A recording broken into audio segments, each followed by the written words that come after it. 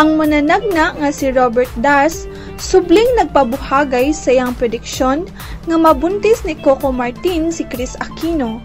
Niadtong 2012, si Das unang nitag-an nga si Coco ang mamahimong amahan sa sunod nga anak ni Kris. Sa Gandang Gabi Vice, ang maong fortune teller, ipasabot nga sayo ra kaayo ang iyang prediksyon. Apan matod niya nga mahitabo ni sa 2017. Karong bag-o, si Kris ug Coco, ang co-star sa pelikulang Feng Shui 2, nagkuyog sa pagpanghatag og regalo sa baklaran nga adunay 500 beneficiaries nga gipili ni Father Ino Cuento sa National Shrine of Our Lady of Perpetual Help.